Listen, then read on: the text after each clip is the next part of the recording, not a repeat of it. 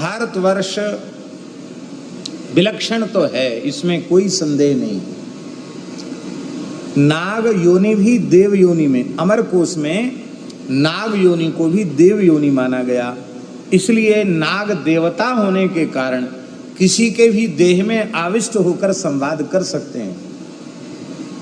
और जिसको सर्प कम से सुना है, आंखों से देखा है, जिस व्यक्ति को भयंकर नाग ने डस लिया है और फिर वो एकदम बेहोश हो गया और फिर झाड़ने फूकने वाले लोग आए और उससे फिर बुलवाते हैं, तो जिस व्यक्ति में लहर आती है, आपने नहीं देखा होगा ये तमाशा, हमने देखा है, तो उस व्यक्ति में जिसमें सर्प की लहर, विष की लहर आती है, वो कहता है, वो व्यक्ति नहीं बोलता, उस व्यक्ति की वाणी से वो सर्प ही बोलता है कि मैं इतना प्राचीन नाग देवता हूँ, मेरे स्थान पर इन्होंने मलमूत्र का त्याग कर दिया, अथवा मेरे ऊपर इन्होंने अपना पैर रख दिया और इससे क्षुब्ध होकर मैंने इसको डस लिया और इसको मैं छोड़ूंगा नहीं। फिर वो कहते हैं कि नहीं, कई बार ये भी कहता कि इसने पूर्व जन्म में हमारा वैर किया था और इसलिए मैंने उस जन्म में भी इससे बदला लिया, इस जन्म में भी बदला लूँगा। फिर वो झाड़ने वाला उससे संवाद करता है, बातचीत करता है और फिर ये भी कहता है कि अब मंत्र के मंत्राधीनाश्च देवता, अंत में कहते हैं कि गंगाजल स्पर्श करो, गंगाजल पूर्वक शपथ लो कि अब हम इसको मारेंगे नहीं, अब जहर हमारा उतर जाएगा, हम छोड़ के जा रहे हैं, अब हमारा बैर खत्म। तो वो व्यक्ति गंगाजल उठा लेता है, उसके बाद जीवन में उसको फिर सर्प नहीं काटता। एक आज भी चमत्कार है।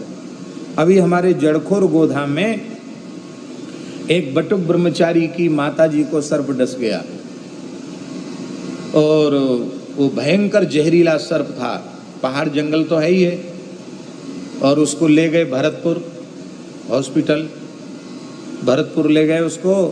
वहाँ डॉक्टरों ने कहा कि इसकी तबीयत बहुत सीरियस है, मतलब एक प्रकार से ऐसा कहें कि डॉक्टरों के काबू से बाहर थी उसकी स्थिति। यहाँ सूचना आई, अब क्या किया जाए, हॉस्पिटल में तो है लेकिन सघन चिकित्सा में है और अभी स्थिति बहुत खतरे में है। तो हम कभी वहाँ गए नहीं, केवल हमने सुना प्रामाणिक व्यक्तियों से कि यहाँ ग्वालियर मुरैना के क्षेत्र में ही एक रतनगढ़ की माता है,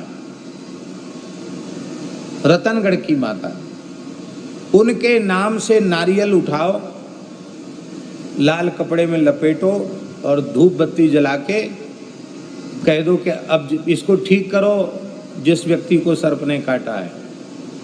और हम फिर एक निश्चित तिथि, कौन सी तिथि बताई, दिवाली, कौन पहले दूसरे दिन, अन्नकूट वाले दिन, हाँ तुम गए हो क्या, अन्नकूट वाले दिन वहाँ मेला लगता है, उस दिन आपको जाना पड़ेगा वो नारियल लेके। गाय को काट जाए, भैंस को काट जाए नाग, और जहाँ काट जाए वहीं से वहीं की धूल मिट्टी उठा के जय रतनगढ़ की माता कह के बंद लगा दो, वहाँ से आगे जहर ही नहीं चढ़ेगा। हाँ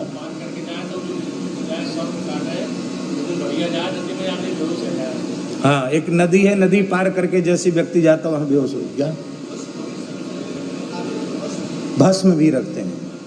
तो वो अभी तो प्रत्यक्ष चमत्कार हुआ, दो व्यक्ति न उन्होंने कभी देखा, हमने भी दर्शन नहीं किया, केवल सुनी सुनाई बात हमने बता दी और नारियल रखती वो मैया स्वस्थ होने लगी, ठीक हो गई, आ गई दूसरे दिन, तो वहाँ आ गई, वो अपने गांव चली गई। भैया नारियल ले जाना, वहाँ धर देना, उसको कहना पड़ा। तो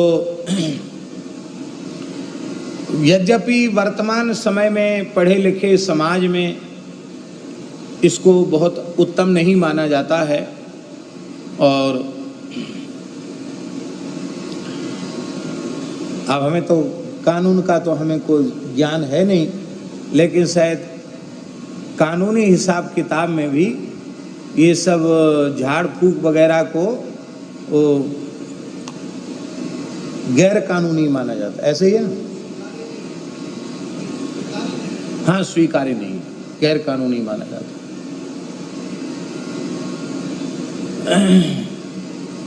ठीक है, अच्छी बात है, पर प्रत्यक्षे किम प्रमाणम, प्रत्यक्ष में प्रमाण की आवश्यकता नहीं है। प्रत्यक्ष तो प्रत्यक्ष है। एक सज्जन हमारे महाराज जी के पास आए, बोले हम तो बचपन से ही इन सब चीजों में बिल्कुल विश्वास नहीं रखते, भरोसा नहीं रखते, भूत प्रेत तो हम बिल्कुल नहीं मानते हैं। तो महाराज जी बोले फिर और क्या मानते हैं आप? बोले और सब मानते हैं, गीता भागवत रामायण जो हमारे धर्म ग्रंथ हैं उनको तो मानते हैं, ये सब भूत प्रेत झाड़ फूक ये सब हम कुछ नहीं मानते हैं। महाराज जी ने कहा नहीं, तब आप भागवत गीता रामायण भी नहीं मानते हैं। कहा क्यों? महाराज बोले भागवत की शुरुआत धुंधकारी भूत से है। चंचुला का पति भूत बन गया, ब्रह्म भयंकर प्रेत बन गया, उसकी मुक्ति के लिए शिव पुराण की कथा, शिव पुराण तमाम पुराणों का आरंभ भूत प्रेत से है। तो आप किसी पुराण को नहीं मानेंगे, क्योंकि एक जगह जब आप अमान्य करेंगे तो सब जगह अमान्यता करनी पड़ेगी। अब उनका तर्क जब नहीं बना तो बोले कि महाराज जी वो सब ठीक है, ढोंग पाखंड, ठीक है ढोंग पाखंड है, इसमें क्या प्रमाण है कि ढोंग पाखंड है कि सही है? ढोंग पाखंड भी हो सकता है, लेकिन सही नहीं है, इस बात में क्या प्रमाण है? इसमें तो कोई प्रमाण नहीं। फिर बोले हम तो प्रत्यक्ष को प्रमाण मानते हैं। महाराज जी ने कहा चलो ठीक है, आपने अपने बाबा को देखा है? बोले हाँ देखा है। आपने अपने बाबा के बाबा को देखा है? नहीं देखा है। नाम सुना? बोले नाम सुना है। आप क्यों मानते हैं उनको? आपके आंख के सामने परबाबा हुए नहीं तो आप उनको क्यों मानते हैं? आप तो प्रत्यक्ष को प्रमाण मानते हैं।